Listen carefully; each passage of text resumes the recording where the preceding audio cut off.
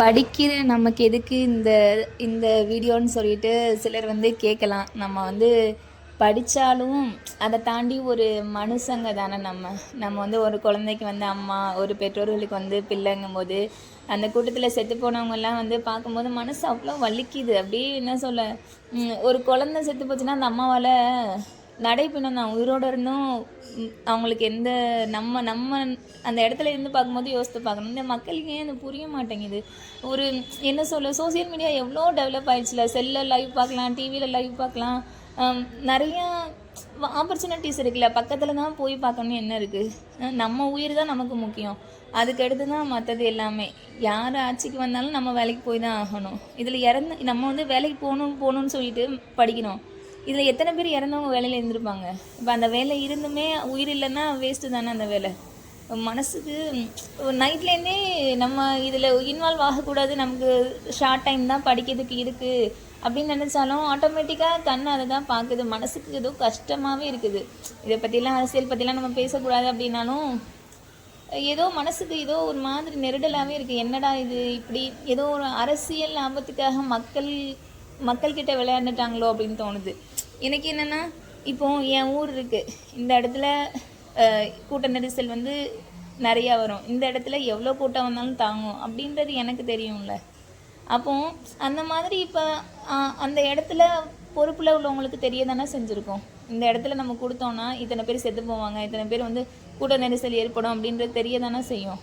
அப்போது மக்களுக்கு வந்து அவேர்னஸ் வேணும். நம்ம குழந்தைய கூட்டிகிட்டு போகிறோமே, நம்ம குழந்தைக்கு ஏதாச்சும் ஆச்சுன்னா என்ன பண்ணுறது, தண்ணி சாப்பாடுலேருந்து அது நம்ம உயிர் தான் நமக்கு முக்கியம். அதுக்கு அடுத்து தான் மற்றது. அது எனக்கு என்ன சொல்லனே தெரியலை. இதை பார்க்கும்போது மனசு வேதனையாக இருக்குது. அதை தாண்டி வந்து எந்த கட்சியும் வந்துட்டு போட்டுமே, மக்கள் தானே முக்கியம். மக்கள் நல்லா இருக்கணும்னு நினைக்கணும் தானே. அப்போ இந்த இடத்துல நம்ம கொடுத்தோம் அப்படின்னா கண்டிப்பாக பிரச்சனை வரும். அதை வச்சு நம்ம அதை ஒரு பேசு பொருளாக ஆக்கலாம் அப்படின்ற மாதிரி. என் ஊரை பற்றி எனக்கு தெரியுங்கும்போது அவங்கவுங்க ஊரை பற்றி அந்த பொறுப்பில் உள்ளவங்களுக்கு தெரியும்ல. இந்த இடம் கொடுத்தா இவ்வளோ கூட்டம் வரும், இவ்வளோ பேர் செத்து போவாங்கண்ணா. அப்போ அதில் மக்கள் உங்கள் மக்கள் தானே.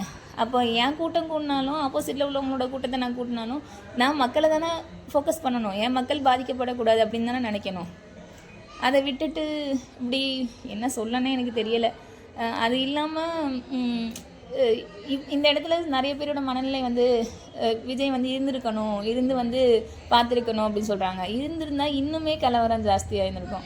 ஏன்னா இப்போ இறந்தவங்களுக்கு நமக்கு சம்மந்தம் இல்லை, ஆனால் வந்து நமக்கு மனசு எவ்வளோ வலிக்குது. ஆனால் அவருக்கு வந்து சம்மந்தம் இருக்குது, அவரோட கூட்டத்துக்கு வந்தவங்க தான். அப்போ அவருக்கு இன்னும் எவ்வளோ மனசு வலிக்கும். சில டைமில் நமக்கு தாங்க முடியாத துக்கம் வந்துச்சுன்னா அதை வெளிக்காட்ட முடியாது. அது இல்லாமல் இருந்திருந்தால் இன்னும் கலவரமாக இருக்கும். என்னன்னா அது பாதிக்கப்பட்டவங்க கண்டிப்பாக ஏதாவது பண்ணலாம்.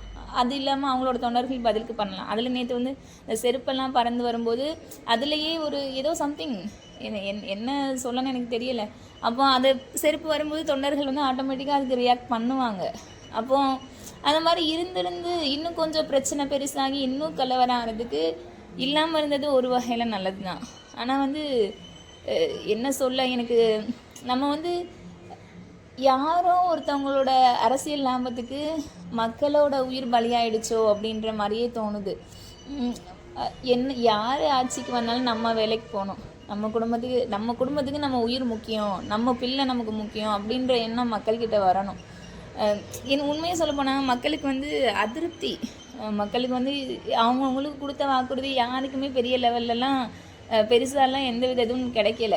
அப்போது வந்து யாரோ ஒருத்தவங்க நமக்கு மாற்றத்தை ஏற்படுத்த மாட்டாங்களா அப்படின்ற எண்ணம் எல்லார்கிட்டையுமே இருக்குது. என்னென்ன டிபார்ட்மெண்ட்டில் யாராவது இருக்காங்களோ அவங்களுக்கு கொடுத்த வாக்குறுதியெல்லாம் பெரிய லெவல்லலாம் நிறைவேறலை. அப்போ ஏதோ ஒரு சேஞ்சஸ் வரணும்னு மக்கள் நினைக்கிறாங்க. அப்போ சேஞ்சஸ் வரும்போது ஏன்னா இந்த என்ன சொல்ல, மாற்றி மாற்றி ஆட்சியில் கஷ்டப்பட்டது தான் மிச்சம். புதுசாக யாராவது வரமாட்டாங்களா அப்படின்னு நினைக்கும் போது அந்த நம்பிக்கை நமக்கு ஏதாவது ஒரு மாற்றம் நடந்துடாதா அப்படி சொல்லிட்டு அந்த உணர்வுபூர்வமாக மக்கள் வந்து நினைக்கிறாங்க. அதை தாண்டி நடிகர்னு சொல்லும்போது அந்த அந்த என்ன சொல்ல ஃபேன் இருக்க தான் செய்வாங்க. இருந்தாலும் இவங்களோட அதிருப்தி, நம்ம இப்போ ஏடிஎம்கே பிடிக்காம டிஎம்கேக்கு ஓட்டு போட்டோம்னா அது மாதிரி டிஎம்கே பிடிக்காம இங்கே அப்படின்ற அந்த அந்த இது ஆட்டோமேட்டிக்காக மக்களுக்கு வருது. ஒரு உணர்வுபூர்வமாக ஃபீல் பண்ணுறாங்க. அதுக்கு எனக்கு என்னென்னா ஒரே ஒரு கொஷின், அதுதான். இந்த ஊரில் போடும்போது இது நடக்கும்னு தெரியும் தானே. இந்த இடம் வந்து நம்ம வந்து சாதாரண பொதுமக்கள், நமக்கே இந்த இடத்துல வந்து கூட்ட நெரிசலான இடம், இந்த இடம் வந்து வெட்ட வழியாக இருக்குது, இதில் எந்த பிரச்சனையும் வராதுன்னு. அப்போ பொறுப்பில் இருக்கவங்க நம்ம கூட்டம் போட்டால் சேஃபான இடத்துல கூட்டம் போடணும். இதில் செத்துட்டு போகிறான், செத்தா வந்து நம்ம அதை அரசியல் பொருளாக மாற்றிக்கலாம்னு நினைக்கிறதுல எந்த வகையில் ஒன்றும் சொல்கிறதுக்கு